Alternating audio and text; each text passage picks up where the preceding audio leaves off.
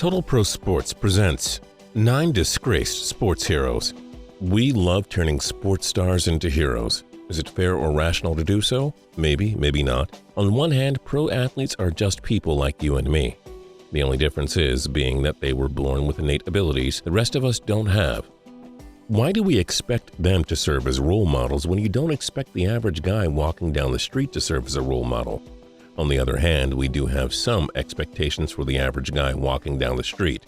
For example, we expect that he won't be spewing obscenities and that he will be wearing pants. Well, however you feel about the issue, the fact is we do turn sports figures into heroes, and inevitably some of them let us down. Number 9. Hulk Hogan. Some might wonder whether you can call Hulk Hogan a sports hero, given that everything about his sport is fake, including his persona and, most importantly, his victories. However, I say that it is perfectly precise because everything about Hogan was fake that he was such a hero. The guy won his first WWF title by defeating the America-hating, terrorist-loving Iron Sheik. And pretty much every single match featured the wholesome Hulkster falling behind and coming to the brink of defeat before picking himself up, rallying, and winning. Isn't that basically the premise of every feel-good sports movie ever made? I mean, little kids and naive adults just ate that stuff up. So yeah, he was a hero, and that's what made his sex tape scandal so incredibly bizarre. It soiled the fond childhood memories of millions of people. Number 8. Brett Favre. Brett Favre was the iconic, rugged, all-American Iron Man quarterback playing for an iconic, all-American fan-owned franchise. I mean, the guy was a spokesman for Wrangler jeans, which I think they only sell at Walmart, so you know he was wholesome. He was so beloved, in fact, that when he admitted that he had an addiction to Vicodin back in 1996, no one condemned him. The guy was a quarterback who played every game. Of course he got addicted to painkillers. How could he not? Besides, he totally cried at the press conference, and that takes a real man. But then, Favre texted a picture of his dong to a sideline reporter while he was playing for the Jets, and that kind of sullied his reputation as a hard-working family man. Funny how doing text can do that. Number 7. Sosa and Maguire. Sammy Sosa and Maguire revived America's interest in baseball back in 1998. Since the 1994 lockout that canceled the World Series, the country had been kind of lukewarm toward the sport. But when these two guys engaged in an epic race to see who could be the first person to break Roger Mann's single-season home run record, the most cherished record in American sports, and suddenly baseball was on the front page of every newspaper again. It was almost too good to be true, and of course it was. Turns out they were both juiced out of their minds. It just took Barry Bonds to make us realize it. Then we all felt pretty dumb for being so naive and buying into the hype of the great home run race of '98. Number 6. Pete Rose. Pete Rose, aka Charlie Hustle, was baseball's ultimate blue-collar hero. No one played harder than Rose, and no one wanted to win more than Rose. His determination was an inspiration to millions, and it led him to become baseball's all-time hits king on September 11, 1985, when he surpassed Ty Cobb by cracking his 4,192nd hit. Yay! True American hero. Then it was revealed. While he was playing for and coaching the Reds, Rose bet on baseball games every day, and while he maintains that he never bet against his team, that doesn't really matter. You can't place a bet on a game in which you are taking part. It's just too dirty. Hero status revoked. Number 5. O.J. Simpson. Orenthal James Simpson was one of the greatest running backs in the history of football, and that, combined with his good looks and charm, made him one of the most popular athletes in America.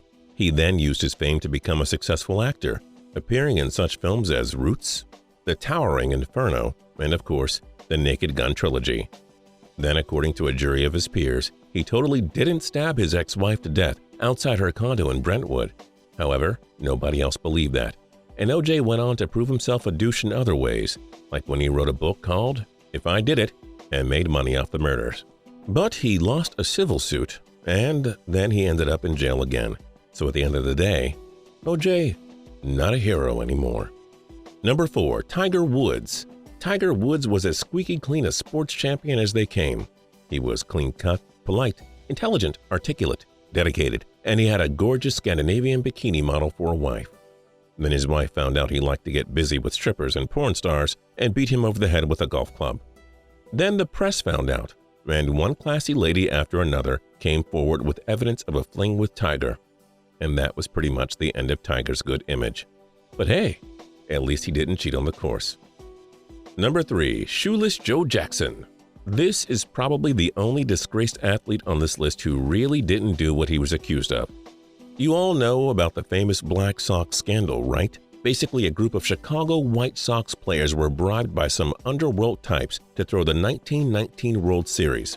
At the time, Shoeless Joe Jackson was thought to be one of these players, and he apparently was made to look bad in court proceedings. However, it turns out that the guy was probably illiterate, and thus was most likely misled into signing admissions and other untrue statements by the team's lawyer, who was out to make sure that the ownership didn't look bad. On top of that, the other 7 players involved in the scandal always said that Jackson was never present at any of the meetings in which they planned how they'd tank the series. And of course, there's the fact that Jackson had a series-leading .375 BA and hit the series-only home run. Nevertheless, Jackson was banned for life from Major League Baseball. And a fictional news report from the time, yes, those were common, quoted a made-up kid as saying, "Say it ain't so, Joe," outside of the courthouse.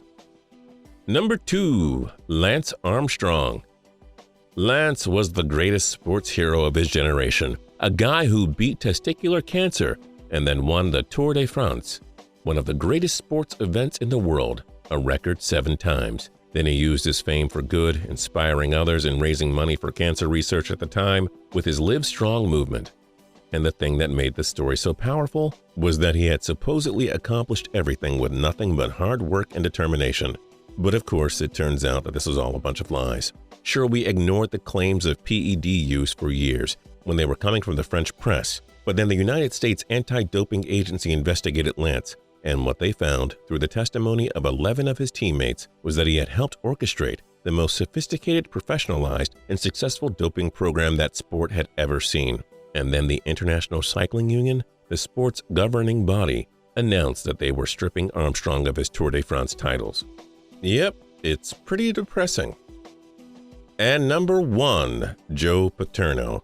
Speaking of depressing, how about the case of Joe Paterno? He was only the winningest and most respected DI college football coach ever, having led Penn State to 2 national championships and 37 bowl appearances. But of course, you know what happened. Jerry Sandusky was arrested for child abuse, and an investigation revealed that Paterno had, at minimum, not taken sufficient actions to alert the authorities or, at maximum, actively tried to cover up the abuse. Either way, it's pretty despicable. And as a result, the 85-year-old CFB legend was fired. On January 22, 2012, Joe Paterno passed away. And on July 22, 2012, the Joe Paterno statue that stood in front of Penn State's Beaver Stadium was removed by the university and placed in secure storage inside of the stadium. If you ask me, that's the biggest fall from grace in the history of sports. And this has been 9 Disgraced Sports Heroes. But we are not done with you yet. As a former Penn Stater, I do agree with our number 1 pick. But what do you think should have been number 1? OJ, Lance, or maybe someone else we've missed? Let us know in the comments. Also, if you want more awesome videos from Total Pro Sports, subscribe by clicking subscribe. See you next time.